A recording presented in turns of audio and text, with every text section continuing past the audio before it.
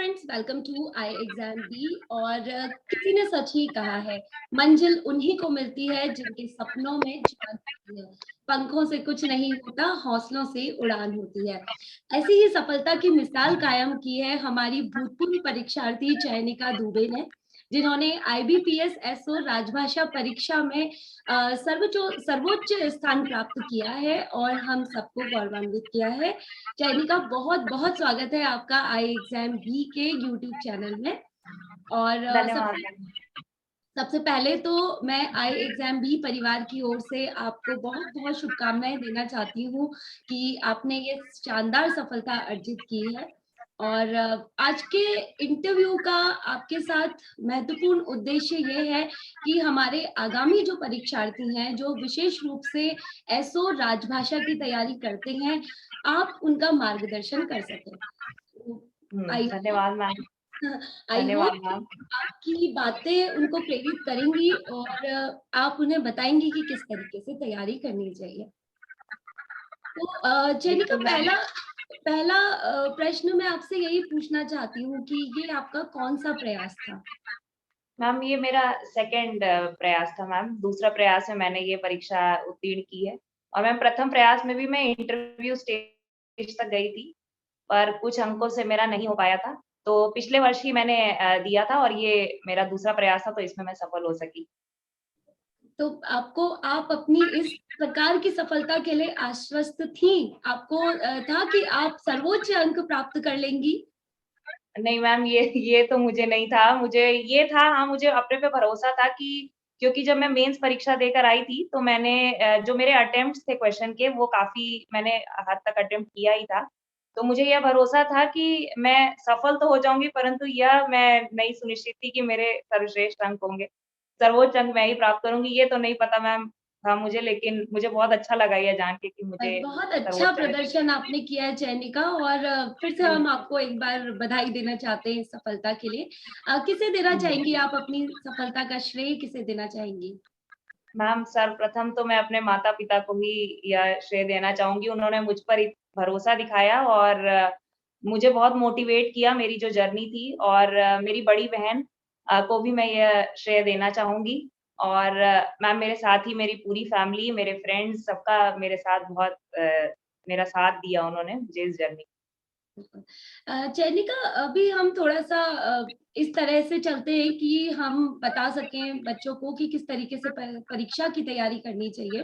तो आप पहले ये बताइए कि आपने प्रारंभिक और मुख्य परीक्षा, इन दोनों की जो लिखित परीक्षा होती है, वो किस तरीके से आपने उसके लिए रणनीति किस तरीके से बनाई और किस तरीके से आपने तैयारी करी?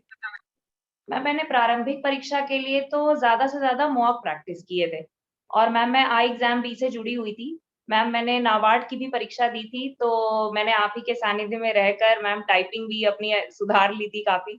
और मैम क्योंकि नाबार्ड के एग्ज़ाम में हमें इंटरफ़ेस नहीं पता होता था, तो आई एग्ज़ाम भी बहुत अच्छा प्लेटफ़ॉर्म था जिससे मुझे इंटरफ़ेस पता चल गया कि एग्ज़ाम में कैसा आएगा। तो वहाँ से मुझे बहुत सहायता हुई, तो मेरी स्पीड इम्प्रूव हो गई उससे। और मैम प्रारंभिक परीक्षा तो पूरी तरह आप जितने ज़्यादा मॉक प्रैक्टिस करेंगे, उतना ही ज़्यादा आपके लिए लाभप्रद होगा।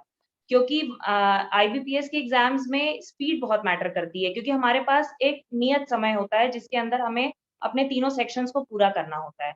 मेरा मानना ये है, जैसे मैम मैं मैथ्स बैकग्राउंड से नहीं हूँ, मैंने आर्ट्स पढ़ रखा है, तो मेरा मैथ्स बहुत स्ट्रॉन्ग नहीं था। तो मैंने रीज़निंग में उतना प्रैक्टिस किया था कि मैं सेक्शन क्वालीफाई कर लूँ, लेकिन मैंने अपना जीके और इंग्लिश बहुत अच्छे से प्रैक्टिस कर रखा था। और मैम मैं सभी अपने आपके इस प्लेटफ़ॉर्म से कहना चाहूँगी कि आप बिल्कुल भी रिस्क ना लें क्वेश्चन्स में, क्योंकि नेगेटिव मार्किंग भी होती है प्रीलिम्स और मेंस में। तो एक सोचा-समझा आप रिस्क लें, कैलकुलेटेड रिस्क लें, और कभी क्वेश्चन्स को अटेम्प्ट करें और जितनी ज़्यादा प्रैक्टिस करें। मैम दूसरी जो स्टेज आती है, जो आपने जैसे बोला मुख्य परीक्षा, वही हमारे लिए सबसे महत्वपूर्ण है, क्योंकि उसी के अंक हमारे अंतिम परिणाम में जोड़े जाते हैं। तो मैम उसके लिए मैं सबसे पहले बोलना चाहूँगी कि हम टाइपिंग मिस ना करें हिंदी की। अमूमन मैंने कैंडिडेट्स में देखा है कि वो हिंदी टाइपिंग को छोड़ देते हैं। वो ऐसा सोचते हैं कि श्रुति बिल्कुल। देव या मंगल प्रैक्टिस करनी पड़ेगी, तो वो लेकिन ना छोड़ें, क्योंकि मैंने मैंने ऐसी लास्ट ईयर गलती की थी, तो मतलब मैंने छोड़ा तो नहीं था, लेकिन मेरी स्पीड बहुत नहीं थी, तो मुझे वो आपके प्लेटफ़ॉर्म से उसमें सहायता मिल गई, तो मेरे लिए वो बोनस पॉइंट हो गया। तो जी। मैम आप ये बिल्कुल टाइपिंग अपनी प्रैक्टिस करके जाएँ, और शब्दावली को खूब अच्छे से याद कर लें। मैंने आरबीआई की शब्दावली और पारिभाषिक शब्दावली, और मैंने आपके जब आई एग्ज़ाम बी की टेस्ट सीरीज़ लगाई थी, उसमें बहुत सारे शब्द आप लोग टेस्ट में कवर करवा दिया करते थे। तो मेरा उससे कवर हो गया था टेस्ट सीरीज़ में, तो मेरे और मैम इस बार के पेपर में मुझे जहाँ तक लगता है 60 टू 70% शब्दावली से ही प्रश्न आए थे। ठीक है। तो मैम वो बहुत ही एक डिसाइडिंग फैक्टर हो गया। और मैम लास्ट जो साक्षात्कार का जो स्टेज होती है, उसमें मैम आप मोस्ट इम्पोर्टेंट ये है कि आप कॉन्फिडेंट कितने हैं, क्योंकि हमारे ज्ञान की परीक्षा मुख्य परीक्षा में हो चुकी होती है। बिल्कुल, हम बिल्कुल। जितने ज़्यादा कॉन्फिडेंस अपना शो रखते हैं, अपना पॉजिटिव एटीट्यूड रखते हैं, और हमें वहाँ चयनित करने ही बैठे हैं, और हमें अपना कॉन्फिडेंस और अपना कंपोज़िट बना के रह जाना होता है वहाँ पर, बस यही मैम स्ट्रैटेजी थी। बिल्कुल। चयनिका, पिछले कुछ वर्षों से हम देख रहे हैं, जो हमें सिलेबस में दिया होता है कि भारत सरकार की राजभाषा नीति से संबंधित प्रश्न पूछे जाएँगे, और लेकिन वहाँ से प्रश्नों का स्तर बहुत कम कर दिया गया है। तो मुझे जैसा कि ध्यान है कि प्रारंभिक परीक्षा में तो नहीं आता है इसमें, मुख्य परीक्षा में भी 5 से 7 प्रश्न ही पूछे गए थे राजभाषा से संबंधित, और शब्दावली जिसके विषय में स्टूडेंट्स बहुत ज़्यादा घबराए हुए से रहते हैं कि हमसे भी अक्सर यही पूछते हैं कि मैम कहाँ से पढ़ें, कैसे पढ़ें? तो शब्दावली पे विशेष ध्यान दिया जा रहा है, चाहे सेबी राजभाषा का पेपर हो, चाहे आरबीआई राजभाषा का हो, या पीएफआरडीए में भी अगर हम देखें, तो लगातार सब में शब्दावली से ही संबंधित प्रश्न पूछे गए थे। तो आप ये मार्गदर्शन हमारे स्टूडेंट्स का ज़रूर कीजिए कि आपने शब्दावली की तैयारी कैसे करी और कहाँ से पढ़ाई करी? मैम मैंने सबसे पहले तो आरबीआई की जो शब्दावली आती है उनकी 350 पेजेज़ की है, जिसमें 200 पेजेज़ तक की वर्ड मीनिंग दे रखी है, बाकी में हमें एब्रिविएशंस दिए हुए हैं। तो एब्रिविएशंस अभी तक अमूमन पूछे नहीं गए हैं, पर अगर कैंडिडेट्स चाहें तो वो देख सकते हैं। लेकिन मैंने उनकी पूरी शब्दावली याद की थी मैम, और मैंने कम से कम नहीं तो डिक्शनरी को 6-7 बार पढ़ा था। और मैंने 200 पेजेज़ की डिक्शनरी को अपने सहूलियत के लिए उनको 30-40 पन्नों में शॉर्टलिस्ट कर लिया था, कि बहुत जब बढ़िया। लास्ट मोमेंट हो तो मैं रिवाइज़ कर सकूँ उसको, क्योंकि मैं 200 पन्ने लास्ट मोमेंट पे रिवाइज़ नहीं कर पाऊँगी, वो पॉसिबल ही नहीं है। और मैंने यही जो पारिभाषिक शब्दावली, जो प्रशासनिक शब्दावली है राजभाषा विभाग की, उसमें भी मैम, और ज़्यादातर दोनों में वर्ड्स जो हैं वो रिपीट हो जाते हैं। तो आप दोनों को मैंने शॉर्टलिस्ट करके मेरी अपनी एक शब्दावली तैयार हो चुकी थी, मेरी लिखित, जो 50-60 पन्नों की थी। तो मैम मैंने उसी से मैं बार-बार रिवाइज़ करती थी, और मैम साथ में टेस्ट सीरीज़ तो लगाना ही पड़ेगा। मतलब वो test series ma'am IBPS bank में गोज़ विदाउट सेइंग कि वो सबसे सबसे महत्वपूर्ण है। आप मैम मुझे आपके मंच से तो बहुत ही अच्छा एक मतलब मुझे मिल गया था योगदान, क्योंकि आपके टेस्ट सीरीज़ में मोस्टली क्वेश्चन्स हमारे वर्ड मीनिंग वाले कवर्ड थे। तो जी। उसमें कई-कई रिपीट भी हुए, और मैम होता क्या है कि जो दोनों ही डिक्शनरीज़ हैं, उनमें कई सारे वर्ड्स रिपीट होते हैं। तो मैम इसमें तो कोई भी शॉर्टकट नहीं हो सकता, क्योंकि शब्दावली अब मैम अमूमन मैंने भी सेबी का पेपर दिया, पीएफआरडीए भी दिया मैम, सब में ही वर्ड मीनिंग्स पूछी जा रही हैं, ज़्यादा से ज़्यादा। तो मैम ज़रूरी है वो कि हमको वर्ड मीनिंग्स तो मैम उसको नहीं छोड़ सकते हम, शब्दावली तो पढ़नी पड़ेगी। और सेम यही नियम अप्लाई होता है अनुवाद में। अनुवाद से संबंधित प्रश्न भी, वाक्यांशों का अनुवाद और शब्दों का अनुवाद भी बहुत ज़्यादा पूछा जा रहा है। तो इसके लिए हाँ। भी आपने अनुवाद की बेसिकली क्या फाउंडेशन आपने रखी थी या किस तरीके से तैयारी करी थी? मैम जो वन लाइनर अनुवाद आते हैं, वो तो हमारे मीनिंग से कवर हो जाते हैं, और बाकी फिर वही टेस्ट सीरीज़ ही एक स्कोप है मैम, क्योंकि हर बार मुझे यही बोलना पड़ रहा है, टेस्ट सीरीज़ ही जी, एक स्कोप जी। है। अब मतलब मैम कुल यकीन मिला के आप ये कहना चाह रही हैं कि जो भी मॉक टेस्ट है, हाँ, परीक्षार्थी मॉक टेस्ट विशेष रूप से हल करें, जो कि वो लैग करते हैं, जहाँ पर वो हाँ सबसे मैम। ज़्यादा लैग करते हैं। ठीक क्योंकि है। मैम वहाँ पे एक नियत समय है, और हमको अगर एक बार हम लोग अपने घर से ये प्रैक्टिस करके जाएँगे, तो वहाँ हमें दिक्कत नहीं होगी। जो मैम पैसेज के ट्रांसलेशन आते हैं, हाँ, उसके लिए आपको कीबोर्ड पर, लैपटॉप पर नहीं, क्योंकि वहाँ पे हमको कीबोर्ड मिलेगा। उसके लिए हमको कीबोर्ड पे टाइपिंग सीख लेनी है। उसके लिए हम आरबीआई या फिर और भी जो सरकारी संस्थाएँ हैं, उनमें जो सर्कुलर होते हैं डायलॉग में, और जो द्विभाषी होते हैं, उनका मैम हम हिंदी और अंग्रेज़ी रूपांतरण निकाल सकते हैं, और एक टाइमर सेट करके अपनी टाइपिंग प्रैक्टिस कर सकते हैं। और मैम जैसे आपके यहाँ पे नाबार्ड में मैंने ये कर लिया था, तो मेरी वहाँ से प्रैक्टिस थी। तो मैम ये सब हेल्प करेगा आपको, लेकिन टेस्ट सीरीज़ तो करना ही है, और डिक्शनरी वगैरह भी याद करनी ही है देखनी आपको। है। तो ये आपसे हमें पता चला, क्योंकि डिक्शनरी का जनरली हम लोग नहीं उल्लेख करते थे। तो थैंक यू सो मच ये बताने के लिए। आगे भी जो परीक्षार्थी हैं कि उनको डिक्शनरी का प्रयोग भी करना चाहिए, क्योंकि हाँ, अधिकांश शब्द वहीं से कवर हो जाएँगे। आगे बढ़ते हैं। जैनिका, प्रारंभिक परीक्षा आपने क्लियर करी, मुख्य परीक्षा आपने क्लियर करी। साक्षात्कार में कई स्टूडेंट्स घबरा जाते हैं, जैसे कि हम मॉक इंटरव्यू लेते हैं तो बहुत घबराए हुए से होते हैं। साक्षात्कार की तैयारी कैसे करनी चाहिए? मैम मैंने ऐसे मॉक तो कोई प्रैक्टिस नहीं किया था, लेकिन मैंने अपने स्तर पर मैं अपने स्तर पर तो शीशे के सामने खड़े होके प्रैक्टिस किया करती थी।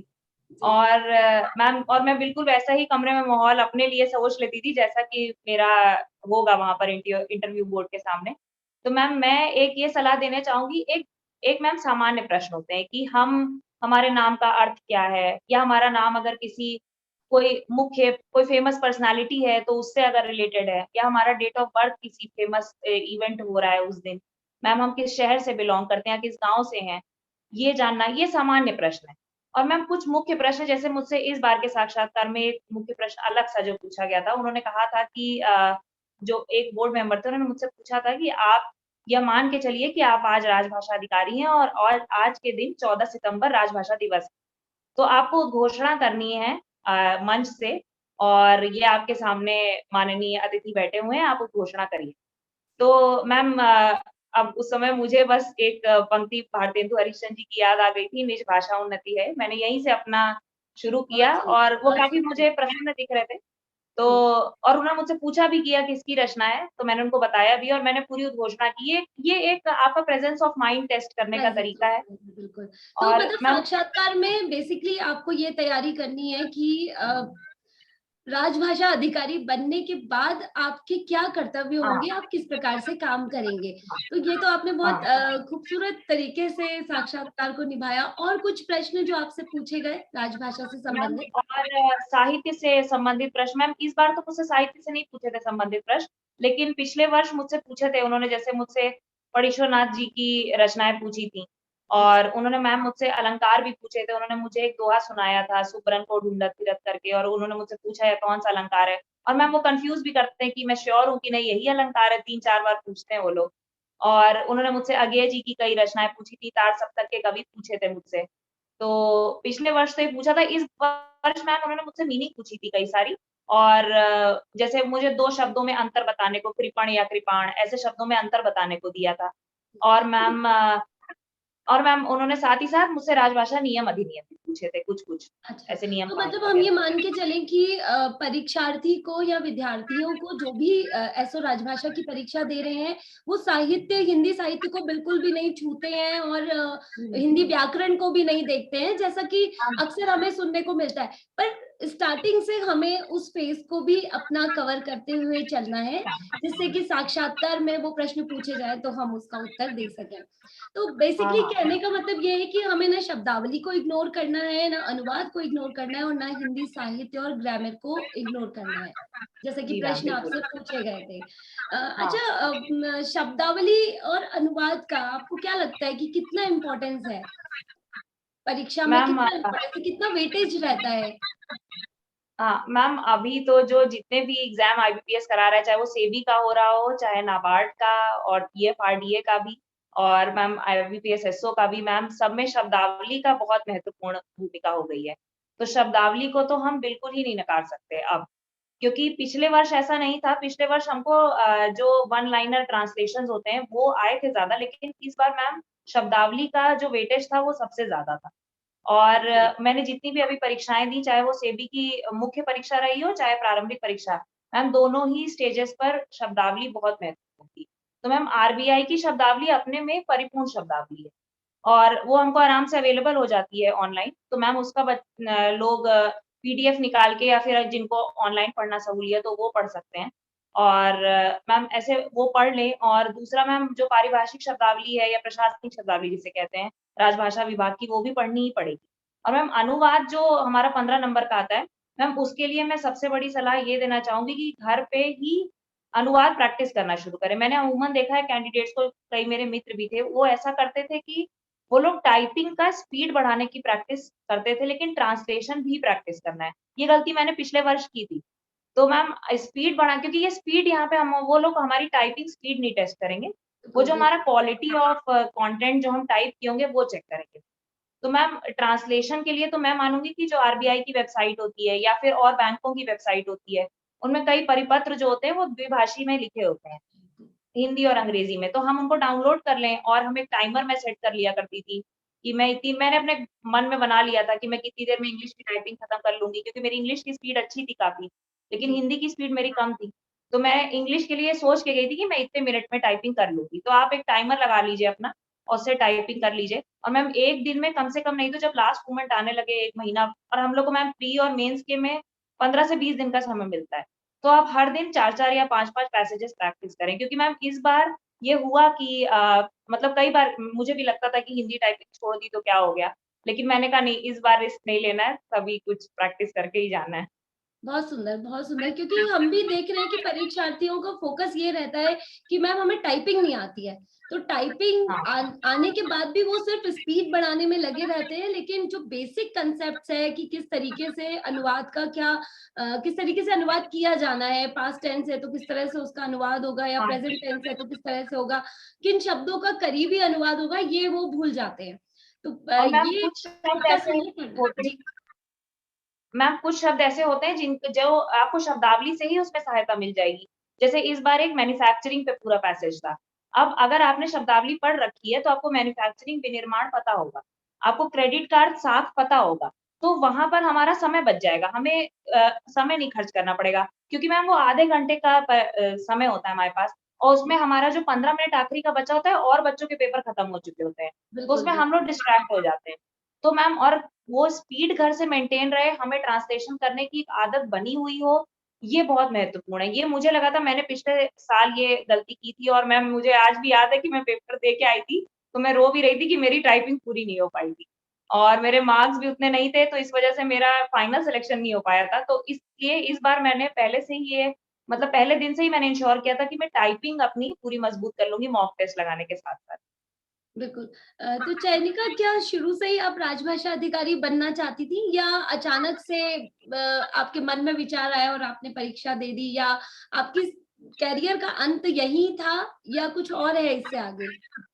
मैम नहीं, अभी तो मैंने पहले मैम यूपीएससी का प्रिपरेशन कर रखा है जी, और मैम वहाँ पे मेरे अटेम्प्ट्स अब कम बचे हुए हैं, तो मैंने पहले क्योंकि वहाँ हो नहीं रहा था और मैम यूपीएससी काफ़ी डाइसी एक विषय है बिल्कुल। और आप यूपीएससी करते-करते ये देखते हैं और वो एक कि आप समय काफ़ी गँवा चुके होते हैं। लेकिन मैम मैंने बहुत कुछ सीखा वहाँ से और मेरा हिंदी ऑप्शनल विषय भी था, तो मेरा हिंदी साहित्य पर मुझे बहुत सहायता हो गई और मैम राजभाषा नियम अधिनियम भी मैं वहाँ पढ़ाई करती थी। तो हम लोग को ये सब का तो मुझे वहाँ पे ज्ञान था, लेकिन जब मेरा वहाँ नहीं हो रहा था, तो मैं एमए हिंदी थी, तो मैंने कहा कि मुझे हिंदी विषय से इतना लगाव है, तो राजभाषा अधिकारी बनने से अच्छा कोई और मेरे लिए ऑप्शन नहीं होगा। ऑप्शन नहीं तो है। हाँ, बिल्कुल तो मैम लेकिन देखिए आगे जो बच्चे मैंने भी देखा है कि जो बच्चे हिंदी भाषा लेते हैं, उनको लगता है कि टीचिंग ही एक करियर है या फिर सिर्फ लेक्चरशिप वो कर सकते हैं नेट क्वालिफाई करके। बट राजभाषा अधिकारी के रूप में भी मैं सभी से ये कहना चाहूँगी कि राजभाषा अधिकारी के रूप में भी आप अपने करियर का चुनाव कर सकते हैं। विभिन्न बैंकों में जितने भी सरकारी विभाग हैं, वहाँ सब जगह राजभाषा अधिकारी के पद निकलते हैं और विज्ञप्तियाँ आती हैं, तो आप उनकी तैयारी कीजिए और चयनिका से आप सीख सकते हैं कि किस तरीके से तैयारी इन्होंने की है। और चयनिका अंत में मैं आपसे सिर्फ ये पूछना चाहूँगी कि आप दूसरे विद्यार्थियों को क्या अपना एक संदेश देना चाहेंगी? मैम मैं सर्वप्रथम तो सभी को कहना चाहूँगी कि धैर्य बहुत बनाए रखें और जीवन में धैर्य बहुत महत्वपूर्ण है।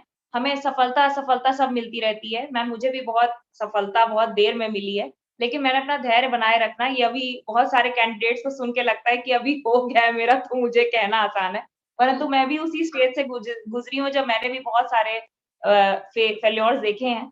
तो मैम ऐसा कुछ नहीं है, अगर हम निरंतर और अथक प्रयास करते रहें, हम कभी भी छोड़े ना ये उम्मीद। मैं हमेशा इसलिए मेहनत करती रही कि मुझे ये पता था कि एक दिन मेरा नाम लिस्ट में ज़रूर होगा, कभी ना कभी ऐसा आएगा जब रिज़ल्ट में होगा मेरा नाम। बिल्कुल। तो मैम और वो दिन आया भी मेरे लिए और मैम ये बहुत महत्वपूर्ण है कि जो हमारा परिवार होता है, जो हमारे मित्र होते हैं, वो भी हमको बहुत मोटिवेट करें, वो बहुत ज़्यादा महत्वपूर्ण है। मैम मेरे जीवन में मेरे म माता-पिता, मेरा परिवार, मित्र और मेरे टीचर्स, इनका जो मैम सपोर्ट रहा है, इनकी वज़ह से मैं आगे बढ़ पाई। और मैम हम एवरेज स्टूडेंट हैं या टॉपर हैं ये मैम सरकारी नौकरियाँ जितनी हैं हमारे भारत में, ये मैटर नहीं करता उसमें मैम मेरे हिसाब से करत-करत अभ्यास के जड़मति होत सुजान, रसरी आवत जात ते सिल पर परत निशान। बहुत तो सही, मैम बहुत सही। तो मैम अथक प्रयास करते रहें और धैर्य बनाए रखें मैम, सफलता एक ना एक दिन अवश्य आपके कदम चूमेगी, मुझे बिल्कुल भरोसा है इस बात का। बिल्कुल चयनिका, और हम भी निरंतर अपने परीक्षार्थियों का मार्गदर्शन करने के लिए उन्हें प्रेरित करते रहते हैं और चाहते हैं कि आप ही की तरह वो भी एक मिसाल कायम करें। आपकी सफलता से हम बहुत खुश हैं और हम आशा करते हैं कि आप एक सक्षम राजभाषा अधिकारी के रूप में बैंक्स में काम करेंगी और जी वहाँ मैम, जाकर बिल्कुल। के भी आप हिंदी भाषा का मान-सम्मान तो बढ़ाएँगी ही, साथ ही आप अपना भी एक नाम करेंगी। और फिर जी, से आपकी सफलता के लिए ढेरों शुभकामनाएँ और धन्यवाद कि आप हमारे मंच पर आईं। आपने आई एग्ज़ाम बी को सराहा और आपने हमें साक्षात्कार का समय दिया। तो बहुत-बहुत धन्यवाद और best of luck for the future. Thank you ma'am, धन्यवाद। Thank you Chandrika. हुँ।